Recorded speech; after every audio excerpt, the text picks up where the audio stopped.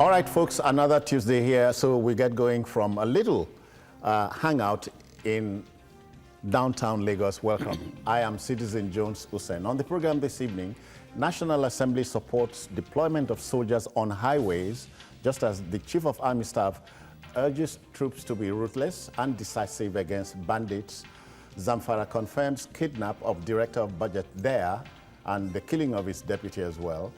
Now, AGF in crucial meeting, AGF Accountant General of the Federation, crucial meeting with the executives of ASU, NASU, SANU, and NATT. And later on, Lawan, Senate President, issues strong warning to South Africa. He says Nigeria will no longer condone xenophobic attacks on its citizens. I'm hanging out with Olayinka Oyegbile. Yinka, I greet you. Thank you very much. Yeah. It's nice to be back again. And serious-looking Ishmael is here. I greet you. I greet you, Citizen. Okay. God bless you, sir. Now the team is ready. I hope you are. You know, the nation's number 5 man, or Deputy Senate President Ovie Omoagege, says the National Assembly is on the same page with Vice President Professor Oyemi Osinbajo regarding the deployment of troops to highways to tackle bandits and other dangerous criminal elements there. Meanwhile, Army Chief Lieutenant General Tukur Buratai has charged soldiers to deal decisively with bandits, but has strong words for individuals who unnecessarily politicize security-related issues around the country. And this demented news, Zamfara state authorities have confirmed the kidnap of its Director of Budget, Alhaji Hamza Salihu, and his deputy, Alhaji Kabiru Ismail, was killed in the process. Now, this is a bridge too far, Ismail. It's a bridge too far, if you ask me. It is, and it's unfortunate that most times we deliberately on our own create crisis, and once the crisis is created, we find it difficult containing it. What do I mean? If we cast our mind back to the history of banditry in Zamfara, it actually started in the build-up to the 2011 election.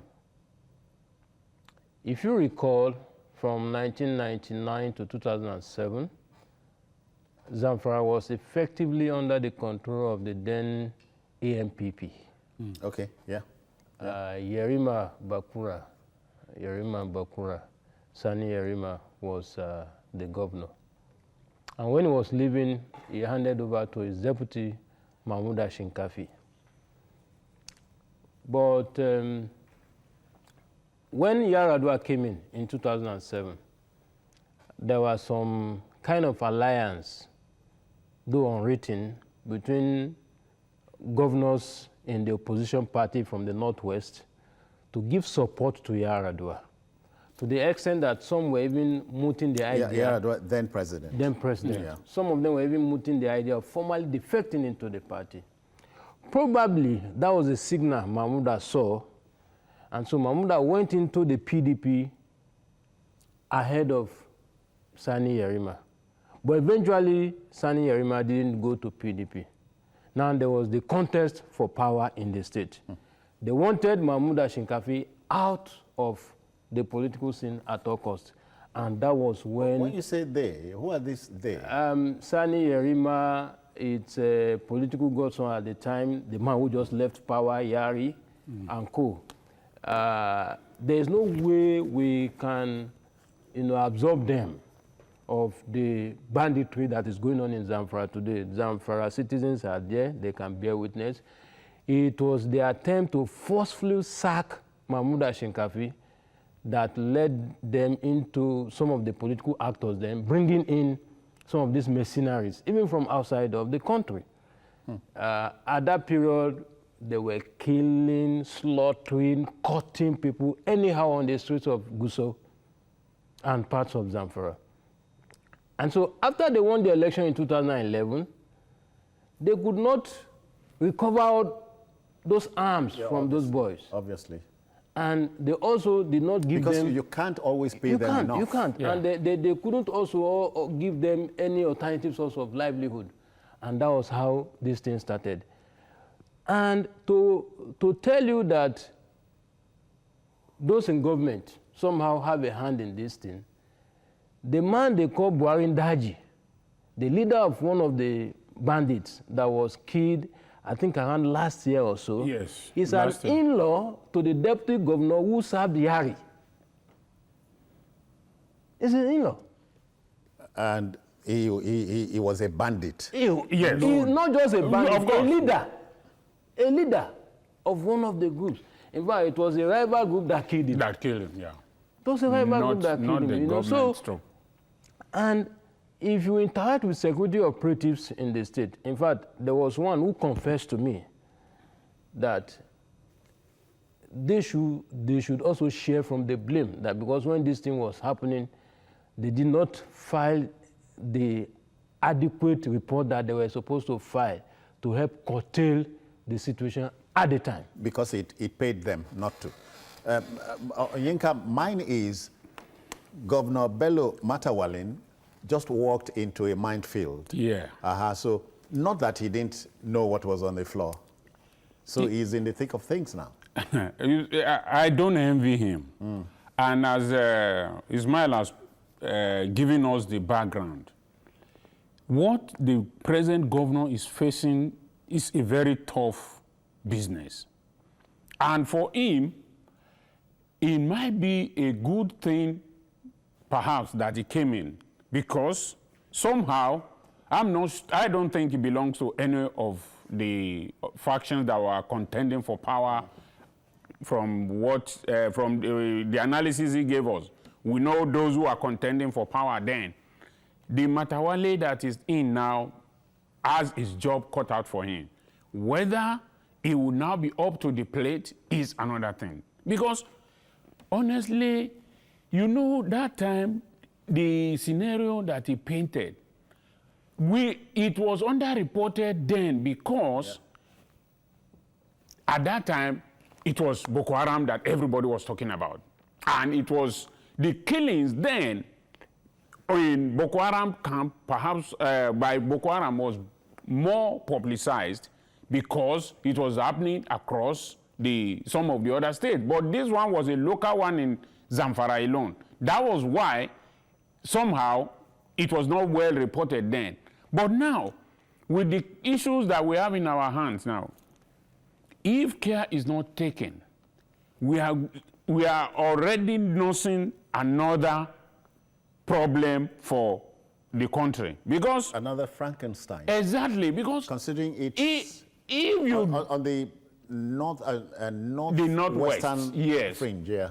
You know, the thing with it is that is why we are always saying that politicians should never support groups, to use groups as a fighting force for them. Because by the time you finish with them, all the arms you have equipped them with, you cannot recover all. You know, Cynic said yesterday somewhere else, maybe the guns, the outgone governor of Ogun State. Yes. Maybe Ibikule Amosun was. Yes.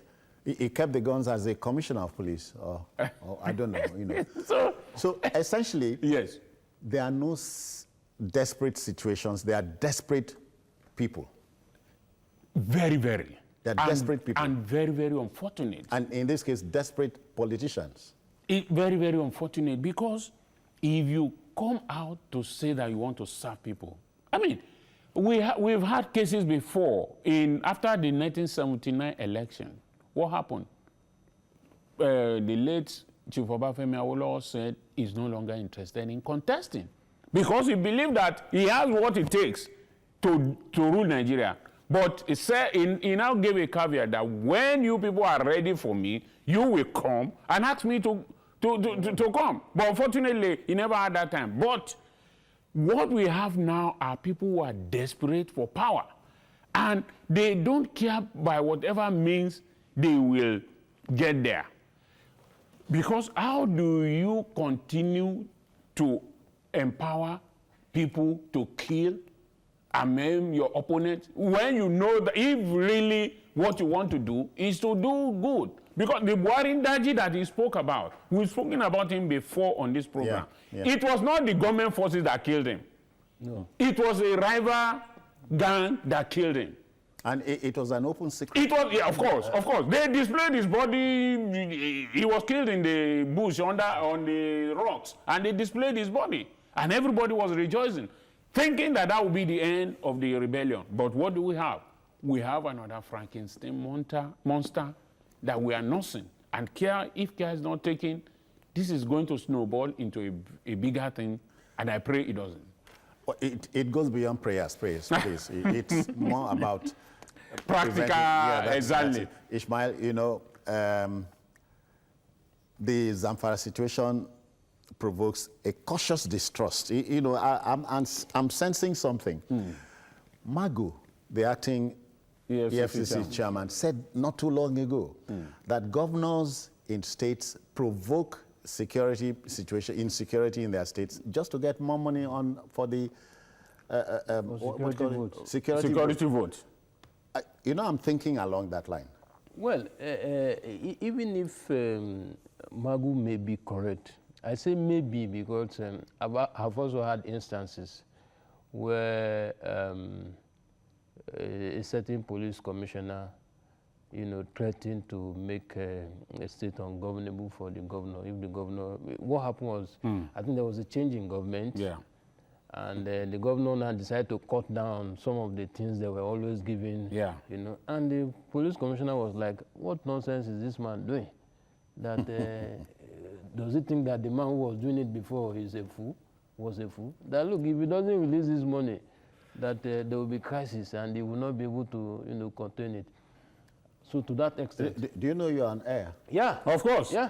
It's just I don't want to mention the state. No, please don't. Because I'm sure the guy would have, you know. It will not help the program. Discerning listeners know. There were also 2 kidnap incidents that happened in that state while I was there that confirmed to me that security agencies usually have hand in, you know, some of these things.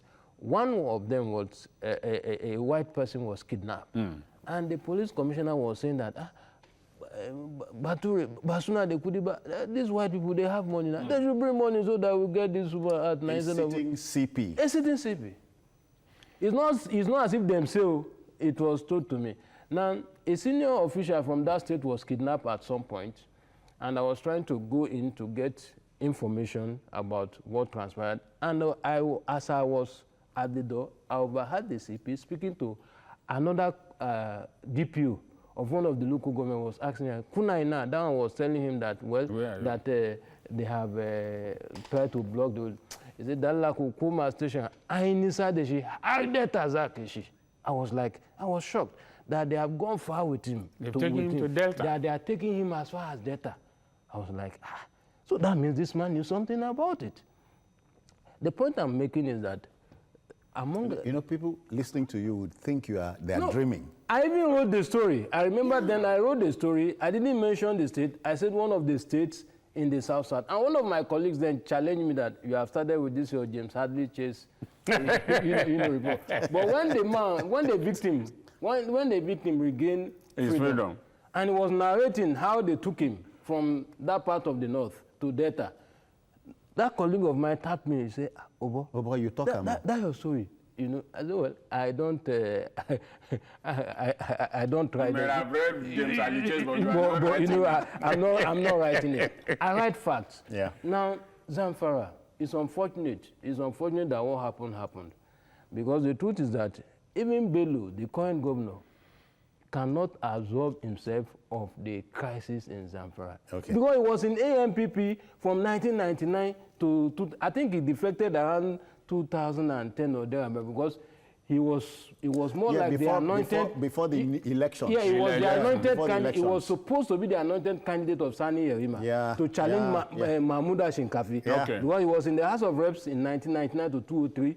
203 to 207 and 207 to 2011. You see the people we are dealing with. Hold on. Let's expand the story. Okay. The second leg is that the Chief of Army Staff has given the go-ahead to troops to deal decisively with bandits. Yinka, that's fraught with a lot of danger. Yeah. You will be surprised that the people they will deal with decisively will be helpless people, unfortunately. And deploying them to the highways, good. But how many highways do you want to deploy the military office, soldiers to? How many highways do you want to deploy them to? How many are the soldiers? How many are they? Are they in millions? How many highways do we have in Nigeria? Or what is classified as highway? Lagos-Ibadan Expressway is a highway, or Benin is a highway. Sokoto, Kano is highway. Oyo Calabar is highway. So where are you going to deploy them? Now, we always think, as usual in Nigeria, we throw money at problems. No, ideas is what you use to solve a problem. Throwing military men on every highway is not the solution, because we have a long stretch of highway that, are you going to throw them in every kilometers or every 2 kilometers? I mean, these people who are operating as bandits, they are not also fools. They are not uneducated, perhaps we think. They are perhaps people who have sophisticated phones, who have sophisticated laptop and so on, and they can chat and monitor movements of security agencies. So if you put them on Lagos-Ibadan Expressway maybe on the Long Bridge, they go down the stretch. Before this stretch call comes, they've disappeared. So what we need to do is to cure the cause. Exactly. Don't cure the effect. All we need to do is to sit down. We have been saying this severally. Security is no longer the presence of policemen and this on the road. For instance, now, it's already wide knowledge now that if you have a car which paper is due, don't ever pass through anywhere in Ikeja, because there are cameras there that will capture it and you get a letter. Good. So, I hear that's the development. So if that is possible, what stops us from doing the same thing on the highways? So that there will be people who will be monitoring it. They can see any unwholesome movement and then call attention of security agencies to it. But if you deploy security men on every stretch of the highway, how do you are, in fact, as far as I'm concerned, we are already overstretching the military. We are not in a war, but we are in a war. There's also the possible problem of interpretation. That is what we are talking about. All right, we have company here. Engineer Aluko is reaching us from us from. Good evening, City. Yeah, good evening, Aluko. How do you do? I'm happy to be on to you. Let's go, sir. I tend to align myself to your colleagues you have there. You see, our politicians that are desperate for power deserve to be in this situation we are. Let's cast our mind back during the PDP eras, when they are empowering all sorts of human beings to take power at all costs. You remember the former governor of Borno State, Bono Sherif? When he visited Borno State, he asked me that why are they having arms on small boys lying in the street? The answer by the then governor was that somebody they gave money to prosecute the election, he refused to give them money, and as such, they made the way with the I remember the scenario. Is now what is now haunting us. And again, holistically, we need to reform our judiciary. Our judiciary is our biggest problem in this country now. We need a reformer judicial officer that is going to keep the unstable in the judiciary. A situation where you take all these criminals to court, and all these desperate politicians will go around providing succor for them through lawyers and sons. It's not helping matters. That's why we are in this situation we have at the moment. Thank you, Aluko. Thank you. Gentlemen, the other leg of the Buratai story is what he referred to as a politicization of security in the country? Well, I agree with him to a large extent, but he himself, how has he helped the situation in that regard? You see, the truth is this: we do politicize security issues, and I have always been opposed to it. And how do I mean? Look, there are criminals in every part of this country. The idea of profiling a particular ethnic group or people of a particular profession, faith will not help us. It won't help us. It won't help us. Maybe that is what he meant. But if he is referring to calls by eminent Nigerians, eminent people on the government to sit up as politicization, I beg to disagree on that. We have to be sure of what he meant by politicization of security issues. But having said that, by certain individuals. That's what I'm saying. That's what I'm saying. That if he meant caused by eminent Nigerians, prominent Nigerians, that this government must sit up to tackle our security. I don't have a right to think for him. He didn't use eminent too. Then I beg to differ. I beg to differ on that. Yeah. However, if we must solve our security challenges in this country, then we must do the right thing. And first thing first, we cannot claim to be running a federal government and continue to run a unitary police system. It will never work. It will never take us to anywhere. These fears about state police will be used. Are they not using federal police? That's it. Are they not using federal police? So what are we talking about? We are not mature for it. When we will be mature? We have state judiciary, just as we have federal, federal judiciary. So if we can have state judiciary side by side, what stops us from having state police and federal police? I am canvassing for this because civilian JTF in Borno made a good show in the fight against insurgency. So if we can have that, I believe very strongly. Because if Zamfara people can come together and say, look, we want to confront this thing head-on. Another cynic said, you couldn't have a state police now, say then go owe them salary. Yinka, that's by the way, hold it. Yinka, in taking this home now, truth be told, every governor in this country, who by definition is the chief security officer of the same state, can end banditry from this moment if they want to. Don't you think so? Well, if you look at it at the face value, yes. But if you look at it in a deeper way, how? Do they command the police? Okay, sorry, we'll get to that. Okala is reaching us from Lagos. Okala, I greet you. Welcome. Yeah, good evening, sir. Yes, sir. Yes. Thank you so much. And you guys are doing a great job. Thank you. Thank you. Yeah. Please, I just want to contribute to the short term. Go on quickly. My contribution is the military have been too stretched up. They are big stressed. So what I'm thinking is the government should try and reconsider the Nigerian Peace Corps to support the Nigerian army so that to continue to contribute to reduce the banditry. And whenever there is an attack, the government should go ahead, to sign this Peace Corps, Nigerian Peace Corps bill, which was rejected by the president. Okay. It's under you see, proliferation of security agencies will not solve this matter. Okay, from what we were talking about, I said, how do we end it? A state, a governor can stop the banditry. I said yes and no. The reason is this. Let's start with the no. The governor does not have a police command.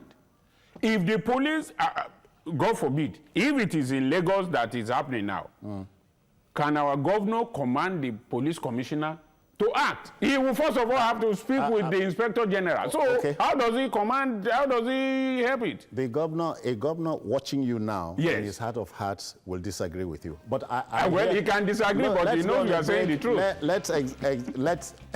Let's observe this break. We'll be back.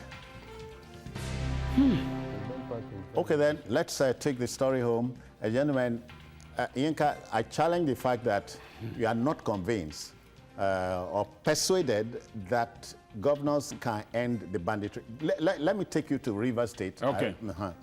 Recall Dr. Peter Odili and the rise of those big boys. Yes. Those big boys, they have grown and have grandchildren.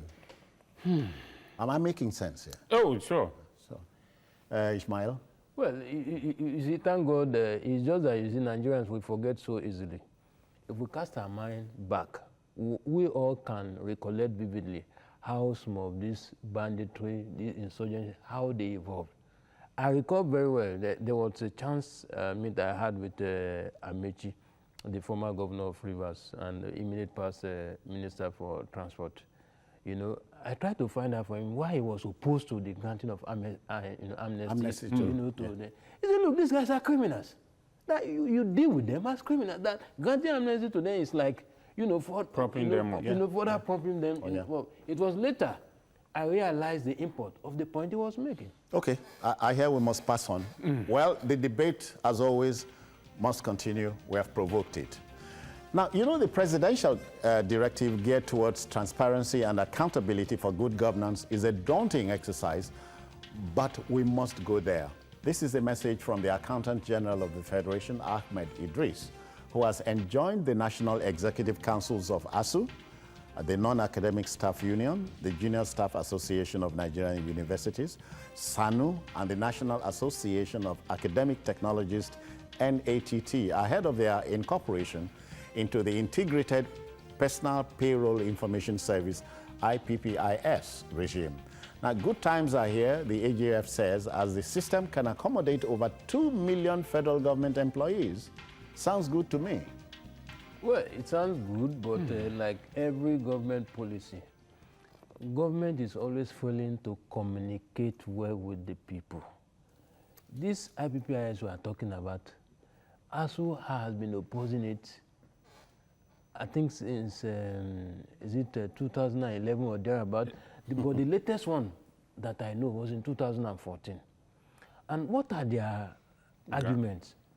They claim that, look, that even when they are being paid currently by their various universities, some of them have issues with their salaries. Yes.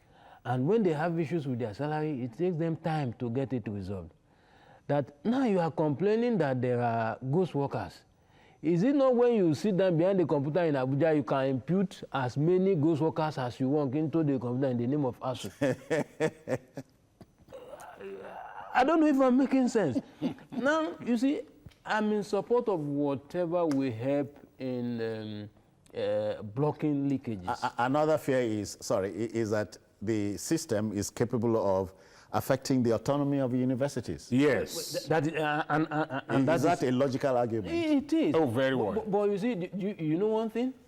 The TSA that the government is running, it's not all the government agencies that are on TSA. Yeah. Yes. So why don't we take charge of that? Because, look, most of these universities, not most, all of them, they have their governing councils. Yeah. So why do you want to pay them centrally from Abuja? Those ministries that we have in Abuja. But they are federal universities. They are, no doubt. Yeah. But they also have their laws. They have their, this autonomy struggle was on for a very long time until, until they were able to make part of it. How does the autonomy thing pay the universities? No, well, it's another debate, no doubt. Yes. But why don't we find a way of making them accountable than adding to the problem? Because, look, there are some universities and polytechnics that are doing well with this autonomy. And one example I have seen clearly that worked was Ramat Polytechnic in Borno State. Okay. Now, the current governor, most people don't know, the current governor of Borno State, Professor, was a rector of Ramat Polytechnic. Okay. The governor then visited the school and saw so many infrastructures built by the man. Now, knowing the subvention the school was receiving, the governor knew that there was no way that subvention would have been able to give back to those things. And he now asked the man, how did you do it? And the man said it was through the internally generated revenues. That was why he was able to be. That was why the governor was interested in him and made him the pioneer commissioner for his ministry for reconstruction, And rehabilitation, infrastructure, and resettlement. That was how, so there are people. He delivered. He delivered. And that's why today he's the governor of the state. So there are people, there are still sincere public officials That in to this me country. is peerage, peerage. You understand? So let's find a way of taking care of such things and not to add to the... Exactly. In trying to solve a problem, you don't create a bigger problem. The universities as it is now, as they are now, if they are paying their staff individually and you find some loopholes, block it at that level. Don't bring it in, don't bring a central system, because this is what we have been talking about the federalism the so-called federalism we are operating. We are operating a unitary system, we say it's federalism. Yinka, it is not so-called. Oh, okay. Well, whatever. Yinka, I know your headline will read the federal government of Nigeria, and not so-called. Okay, all right. Now, if you want to solve a problem, you don't create another one. If the IPPS or whatever it is called now, you want to create it and to impute the salary of University of Lagos, University of Maiduguri, University of Uyo, and all those scattered around the country, how do you want to do it? In fact, the way it is now, unless it has changed, and I'm not sure it has, if you are employed in any federal university today, you will not get any salary until the 3rd month. So if you now want to do it at one point at the federal level, won't that take 6 months? Won't it take 1 year? So how do you want to run it? You are going to create a chaotic system. But what about the counter logic of the Accountant General? That it will improve the system. That is what they always tell us. It will improve the system. By the time you begin to operate it, you find out that rather than improve it, it has become a clog in the wheel of progress. If you want to do that, please tell us where it has been done before, what is the system they are using that is making it to work. Sorry, is this not applicable to the Federal Civil Service? Federal Civil Service? No. Yes, if it is applicable to the Federal Civil Service, how many of them? What I'm saying is the IPPIS not applicable at the Federal Civil Service. Even at the Federal Civil Service, is it perfect? All right, we have a Nuruddin. He is reaching us from Ogun State, Abeokuta. Nuruddin, welcome. Thank you. Good evening. I contribute on the IPPIS. Go on. I am a civil servant in Nigeria. I'm a salary from IPPIS. Then I've discovered that the IPPIS is just a cartel. Because if, for example, they want to employ in a federal institution, what they would do at IPPIS is to send certain names. They may send a name to Ogun State from Boronu, and those people will come and do capturing, whether they have gotten the data or not. So it is a cartel. Even though the government may have a good intention, but they are terribly maligning the program. Thank you. Okay. But that's his version. Yes. That's his version. I imagine that somebody else would call in and tell you it's a good system. I pray and hope so. You people pray too much. Come on, let's work. Come on. You know one thing. One of the challenges we have about government is not only with this current administration. I think it has always been with government. Even when a program is laudable, the sincerity of purpose and how it is presented gives room for doubts. Yeah. For example, ASU was on strike at some point. Yes. Now, when they agreed that they were, suspending the strike, they agreed on terms. When they agreed on terms, federal government said they were doing verification exercise. That ASU members should submit themselves for verification. Right, wrong? No, they even agreed. It was during the process of that verification, they were now asking for IPPIS number. Which had not been instituted. And ASU people now, that was ASU now directed all these members not to fill that form. So if you are sincere, why come through the back door? This was a project that was rejected by ASUU in 2014 under Jonathan's administration. In fact, then it was to come directly through the NUC. You know, the other way to look at it. We have history of this thing. So why you know, I don't know why it's always difficult for our government officials to go to the library, do a review of these things. Yeah. Look at this thing was rejected in 2014. Why was it rejected in 2014? Are you prepared to improve on the reasons that were given for the rejection? And you are now presenting new idea. You know, to the people involved. Look, these members of ASUU, they are human beings. Sorry, let's them. listen to Olawale from Ikorodu here in Lagos. Olawale, welcome. Yes, Brother Olawale, you're on air. Are we in business? It's chickened out. Okay, let's look at it this way. The issue of the driver's license is also related to this, and I will tell you why. Why is it that you go for a driver's license, you go for capturing, you go for this, you go for that, you don't get the license on the 3-4 months after? What is in the driver's license that is more important than what is in my ATM card? I walk into any branch, I can have my account in Maiduguri, I come to Lagos, I want an ATM card, and I get it immediately. Yeah. So what is in the driver's license that it must be produced in Abuja? Why not produced in Lagos, and you sit down and collect it and you go away? You go to a bank, they do your capturing, they do everything, you collect your ATM, go to the next ATM, well, it varies from working. bank to bank. So, but ATM, so why is it, what is the rocket science that is in all this business? You want to do IPPS, we have not finished with the issue of driver's license, we have not finished with ordinary international passport, we have not finished with the issue of national identity card, you want to add IPP?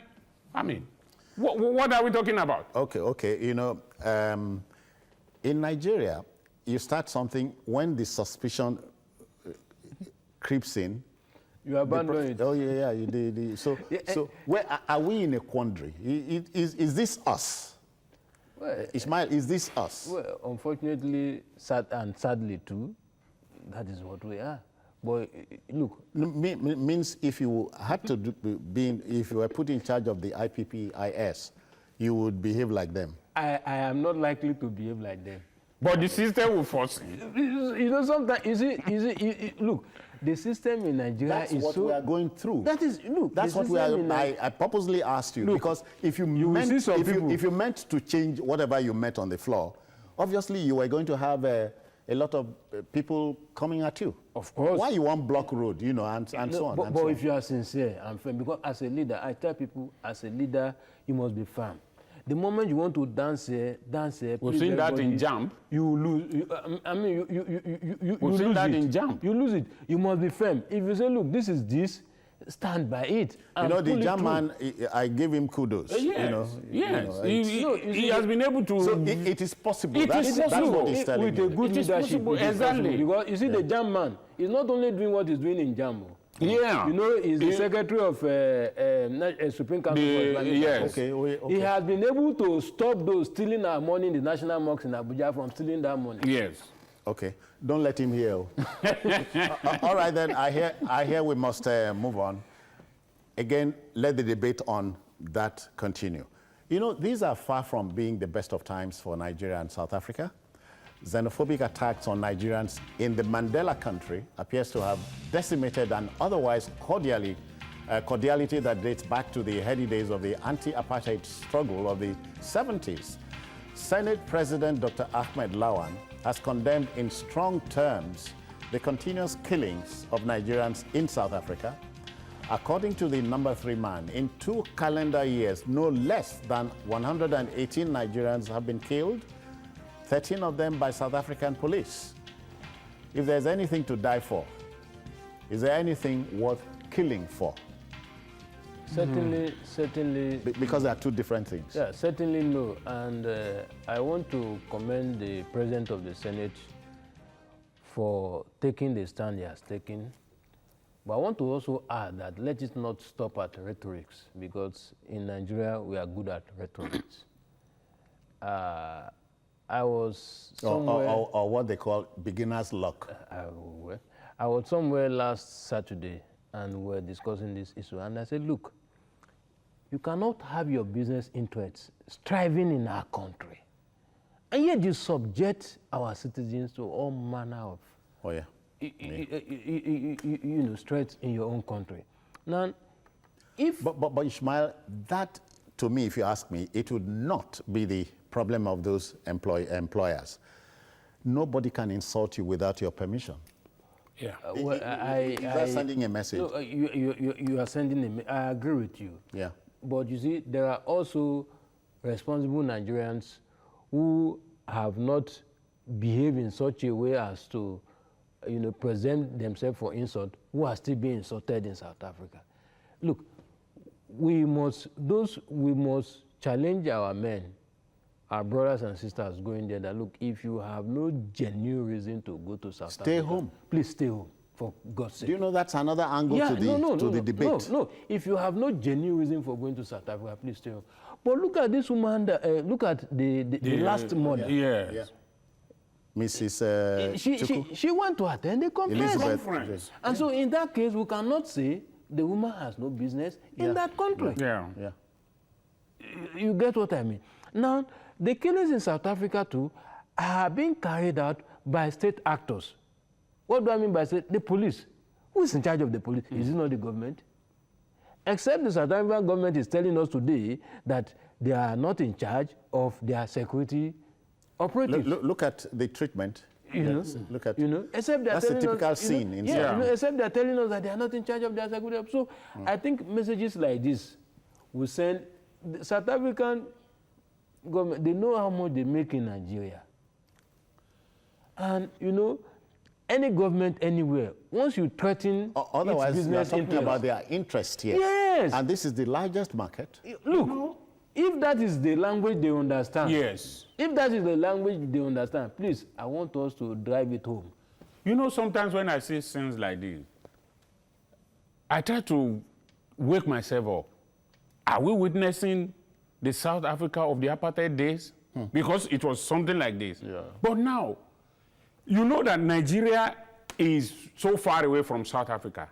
But we were prominent, Nigeria was a prominent member of the frontline states then. Yeah. Frontline states then were the Southern African countries then. Yeah. But Nigeria, because of the contribution of Nigeria to it, I had South Africans who are my schoolmates who came on scholarship, who came here to read. So, but you see, I think also that is the gap that we have in our foreign policy.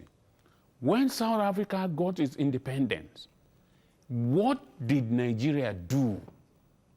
How did we move in to say that, yes, we have been big brother and therefore these are the terms on which we are to operate? We just left it. So much so that even countries that supported the apartheid system are now reaping the gains of freedom in South Africa, whereas Nigeria that spent a lot of money sending money to South Africa. You remember in those days we were students belonging to South African Liberation Group and all that, and then there are students coming to Nigeria to read on scholarship. What are we gaining from it?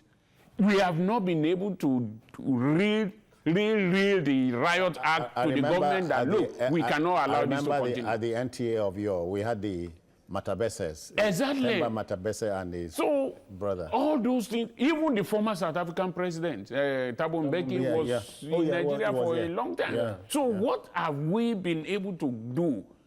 We just frittered away all those lives and money. In opening he said, when you go to a new environment, please conform.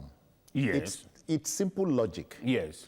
Because I don't think the South African police will go out of its way to come attack you if there's no just cause. That's my logic. No. It may be taken. I've been to South Africa twice. The third time, because of some visa wahala, I decided not to go. You see, the first thing there is, immediately you are identified as a Nigerian. You are guilty by association. Why? I don't know.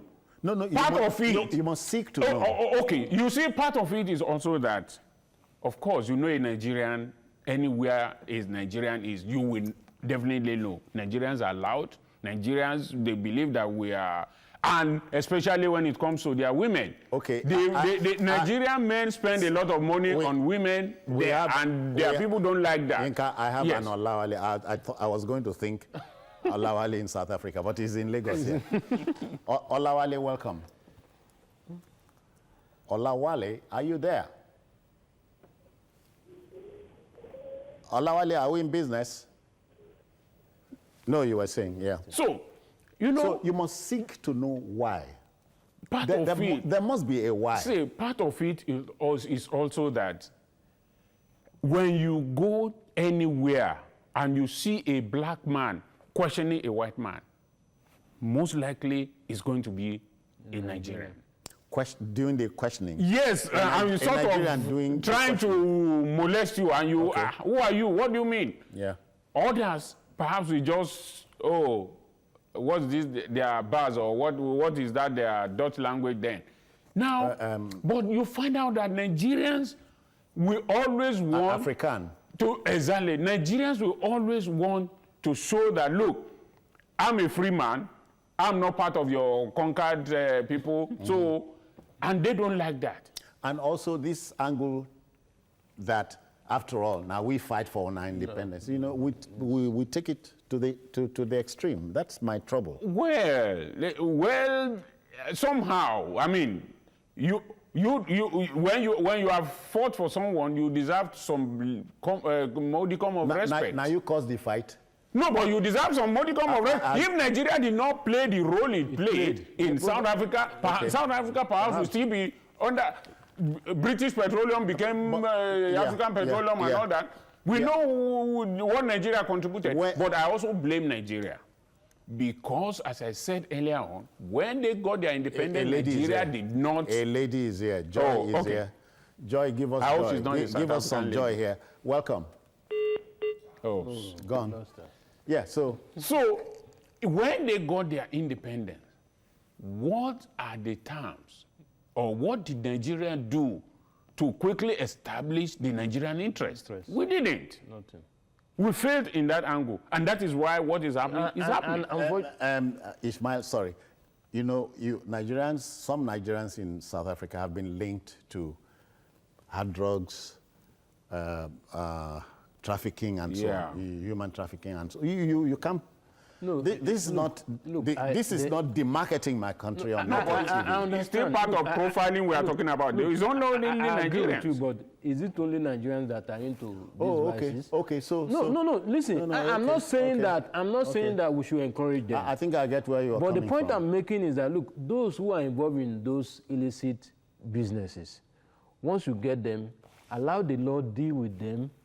Simple. In accordance with the laws of the land over there. But don't go after innocent businessmen. Don't go after innocent Nigerians who have never been linked to any of these vices. Look, the truth is that we know ourselves and we know the way we behave. It is true that we have criminals in our midst, but all of us, we are not criminals. All right, sorry, quickly, we have a Chris here in Lagos. Chris, come in. Hello, good evening, sir. I greet you. Okay, I just want to make a quick contribution to the discussion. Actually, talking about South Africans and Nigerians, you know, first and foremost, I have been in South Africa. I trained there, and I'm actually a pilot, so I did my flying program there. Okay. So what I wanted to say is most of the problem is actually from our brothers. Majority of them are into businesses that are not legitimate. So some of these things are, you know, provocational, where you see guys, the South African men fighting us and all that. Okay. Apart from that, you have responsible Nigerians as well who do well in South Africa. Okay. Generally, the South African man is a lazy man. You know, they don't like walking, they don't like... They are listening to you. Yes. They don't like working, and they are lazy generally. So the South African woman prefers a Nigerian because an average Nigerian man, even if they are doing he has rubbed it in. He has rubbed it in. Thank you. Yeah. No, okay. Look, that is the point. The last point he... Yeah, the last point he made. Yeah. Look, those who are criminals, no responsible father will support a bad child. No responsible. I don't think Nigeria as a government will want to queue behind its citizens that are into this, what Mr. Chris described as illegal business. No. Okay. But those who are doing legitimate business, why go after them? Why lump everybody together? There's law. It's the principle of the... You know, in the 90s, after the then President Nelson Mandela, the most popular man in South Africa was Professor Kolio Motosho. Oh, yeah. Yeah, you remember. Okay. So Nigerians have contributed immensely to what is happening in South Africa. So what is the problem? Still holding on to that, the ambassador of South Africa here, Bobby Morrow, is saying an inquest. Precious is here. Hello, good evening. I greet you. Welcome back. Oh, we lost her again. You know, the Bobby Morrow is saying an inquest, if you like, an inquisition is going into all the killings. That's one way of... You told us that about 4 or 5 years ago. No. They have just told us another one. So we hold on to that. We're on Network TV. well, let's wait for what will come out of it. But And specifically, does that bring out... he mentioned Mrs. Elizabeth Chukwu's death. Good. They are inquiring into it. Good. The Inquisition does not bring back the Nobody dead, says but it would, yeah. they should prevent such incidents again. That is what we only ask for. Ishmael, xenophobia is not African. Well, it is not, but even within ourselves, even in Nigeria, we do it to ourselves. Are we xenophobic? No, it's not as if we are, you know, when a man sees you and say, look, you are not part of us, what are you doing here? Why is your business thriving here? We do it among us. Let's be sincere with that. However, I want to implore our lawmakers to ensure that the position they have taken on this matter does not stop at mere threats. Yeah. But it must be follow up. It must be follow up.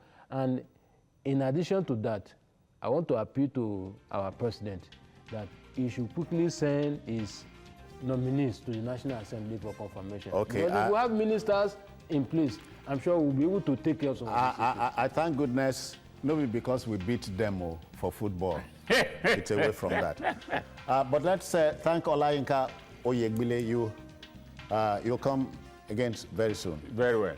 Enjoy your evening. Thank you. Send the bills to us. And of course, Ishmael Omikpidon. Thank you very much. My pleasure. So that will just about do it for today. And of course, you may also watch the program on other platforms we'll display on the screen, and also on Journalist Hangout at on YouTube, I should say, at Journalist Hangout at tvcnews.tv. I am Citizen Jones Hussein. Bye-bye now.